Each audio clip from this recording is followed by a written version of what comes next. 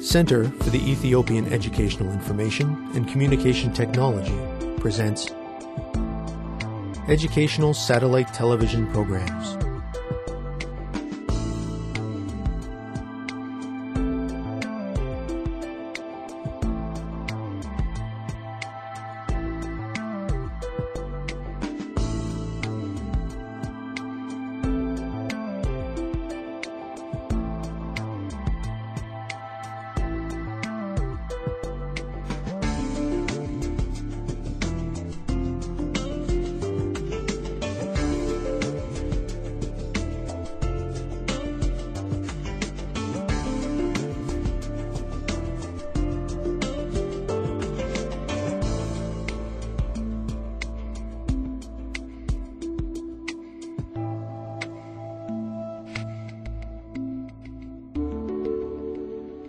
Hello, teacher. Hello, students. Welcome to today's lesson on matrices.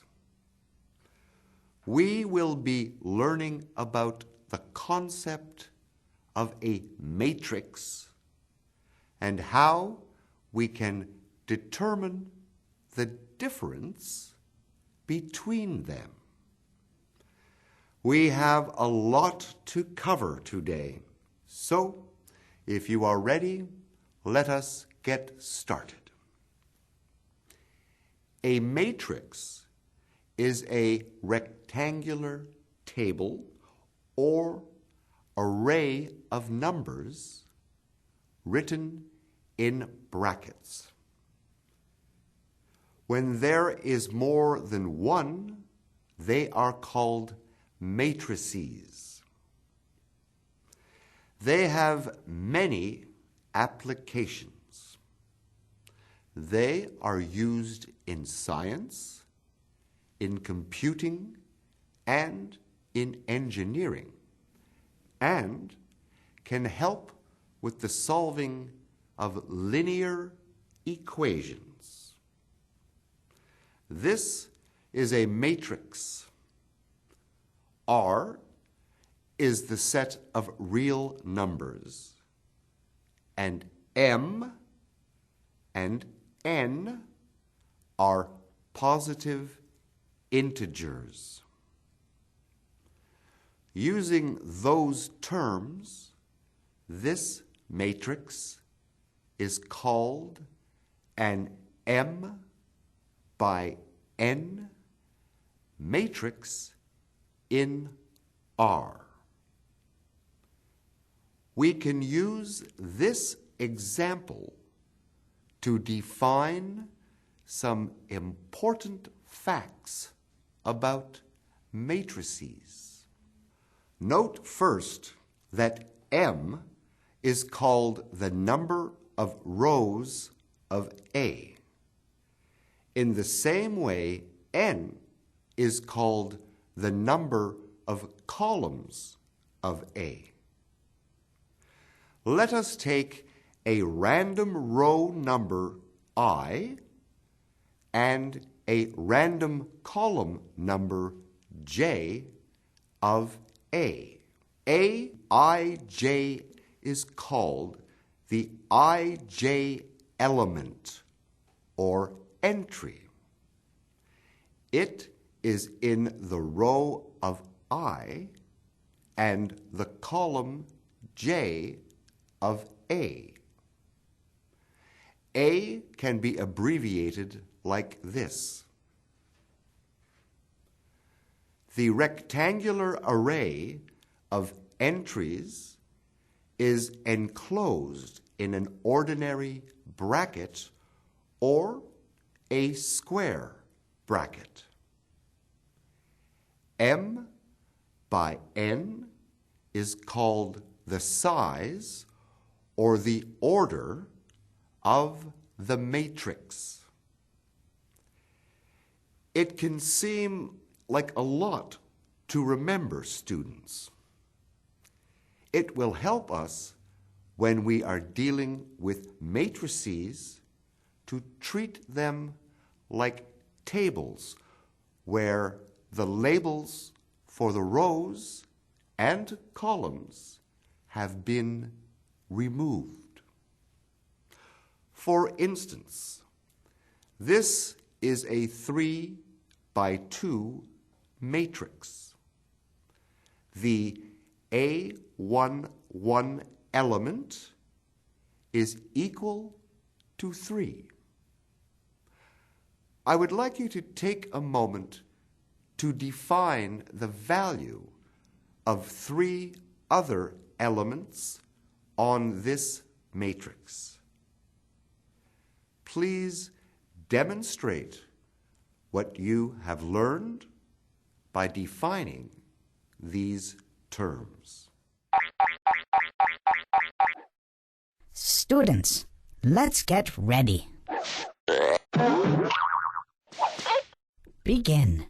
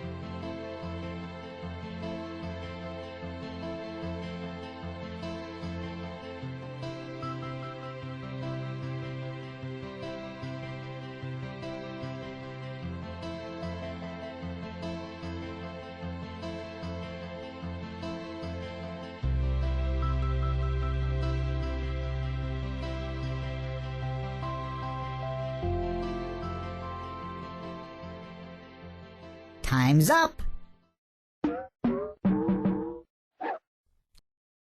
let's get back to our lesson. Welcome back, students. We will find the answers together. If A11 is equal to 3, we only have to move over by one column to find the value of A12, which is -1. If we move down by one row, we find A22, which is 2. The final element is A32, and we can find it in the lower right corner of the matrix. A32 is equal to 0. Well done, students. You can see that matrices can be easily understood. Now, we will examine some of the types of matrices that we will learn about in this unit. Example A is a 0 matrix. We can tell because all of its entries are 0. Example B is also a 0 matrix, but not only that, it is diagonal because it is all zeros except maybe along the top left to the bottom right. It is also scalar because all the elements of the principal diagonal are equal. Example C gives us a good idea of what a diagonal matrix looks like. Example D is called a column matrix. This is because it has only one column. These are also called column vectors. Can you guess what example E is called? That is correct. It is called a row matrix or row vector. Example F, like example B, the diagonal values are all the same. Example G is what we call an identity matrix. This is defined as a diagonal matrix where all the principal diagonal elements are ones. There are only two more types of matrices, students. They are called upper and lower triangular matrices.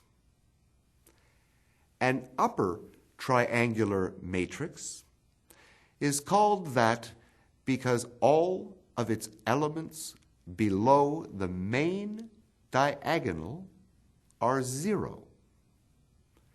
A lower triangular matrix satisfies the same conditions only above the main diagonal.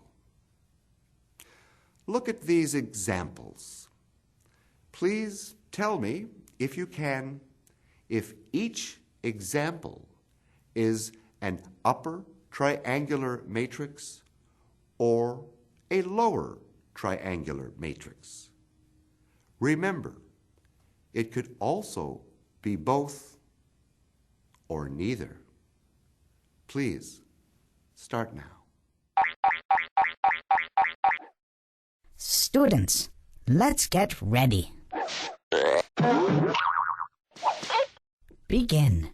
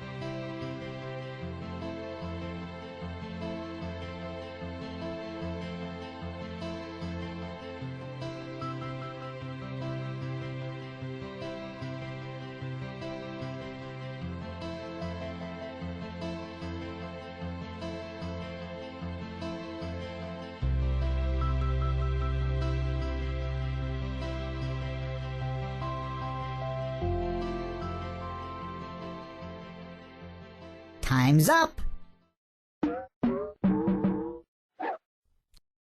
Let's get back to our lesson. Welcome back, students.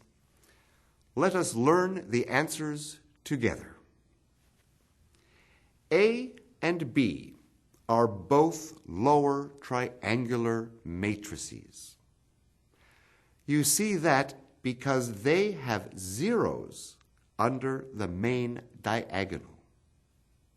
In the same way, C and D are upper triangular matrices. Example E is trickier. You see that it satisfies both conditions. That means it is both upper and lower. Example F doesn't satisfy either condition. It must be neither. If those were your answers, well done, students. That is all for this lesson. Today, we have learned all about the different kinds of matrices. Next time, we will learn how to use them with each other to solve problems. Until then, thank you, teacher. Thank you, students.